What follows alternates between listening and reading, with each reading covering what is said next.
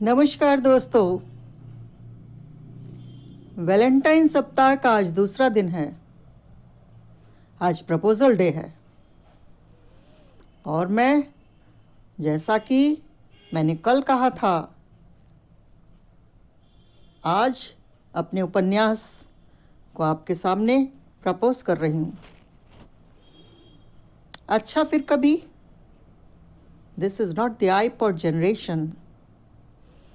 इसकी नायिका आपके सामने अपनी कहानी आज से शुरू करती है। उम्मीद ही नहीं, विश्वास है आपका मन जीत सकेगी।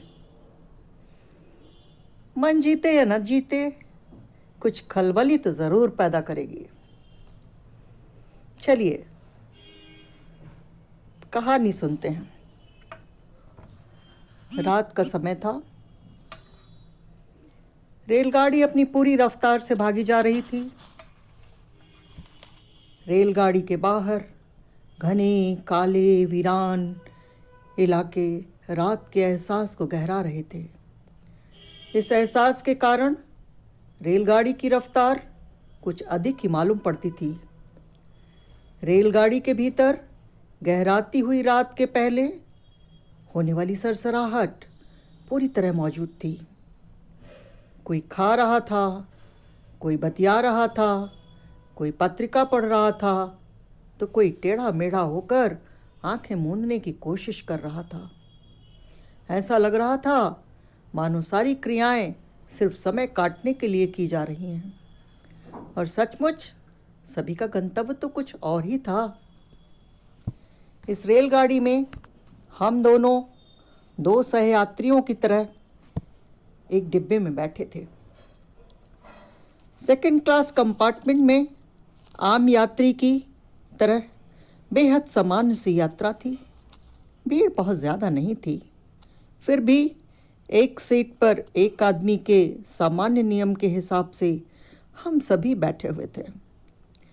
कोई कोई यात्री अनमने भाव से आहिस्ता आहिस्ता ज़्यादा जगह हथियाने की कोशिश भी कर रहा था। कभी सफल होता था तो कभी झिड़की खाकर सीधा बैठ जाता था और फिर ऊँघने लगता था। हम अपनी बर्थ के बीच में बैठे थे। मेरी दाहिनी ओर खिड़की के पास एक वृद्धा बैठी हुई थी। विनीत के बाईं ओर कौन बैठा था मैंने नोटिस नहीं किया। कोई महिला तो नहीं ही रही होंगी, अन्यथा मेरा ध्यान जरूर जाता। आने जाने वाले यात्री तो थे ही। कभी कोई बैठता था तो कभी कोई उठता। याददाश्त किसे किसे याद रखती। आप कहाँ जा रहे हैं भाई साहब? थोड़ा परे सरक जाइए बहन जी। जैसी बातचीत के बीच चेहरे आते थे और चले जाते थे। लोकल ट्रेन की छोटी दूरी की यात्रा के आम यात्री अपनी अपनी उलझनों में उलझे हुए आने जाने के क्रम में मशगूल थे। मैं और विनीत अपनी ही मन स्थिति में उलझे थे। साथ होने की खुशी थी तो भविष्य की चिंता भी।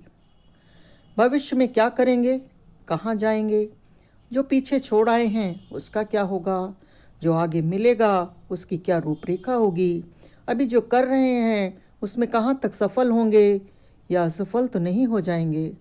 जैसे विभिन्न प्रश्नों के साथ साथ हमारे अंदर युवावस्था का एक चिर परिचित अल्हड़पन भी था, जो उस उम्र में समझ में नहीं आ रहा था, लेकिन कुछ समय बीत जाने के बाद अब समझ में आता है।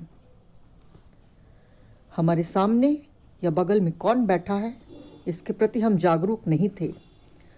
हम कहाँ जा रहे हैं और कहाँ पहुँचेंगे इसका हमें आभास ही नहीं था। हमारी लापरवाही की वजह हमारी उम्र ही थी। हमारे बैठने के अल्हड़पन से यात्री चौकन्ने हो रहे थे, इसका हमें अंदाज़ा ही नहीं था। हमारे हाव भाव और हमारी उपस्थिति सहयात्रियों के लिए आकर्षण का विषय बन रही थी। जब 25 वर्ष का लड़का और 20-22 वर्ष की लड़की साथ साथ हों तो समाज के मन में कौतूहल पनपता ही है।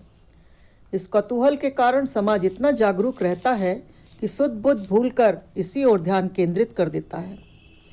हम पब्लिक प्लेस में बैठे हैं और हमारे बारे में सामने वाले भी कुछ सोच रहे हैं, इस बात की ओर हमारा ध्यान तब गया जब मेरे बगल में बैठी हुई वृद्धा ने अचानक मुझसे पूछा, माँ घर जा रही है पुत्र या सास घर?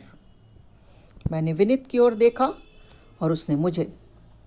वृद्धा के प्रश्न ने हमारी मन स्थिति में जैसे कंकड़ फेंक कर हलचल पैदा कर दी थी। अब चौंकने की बारी हमारी थी, क्योंकि ना तो मैं माँ घर जा रही थी और ना ही सास घर।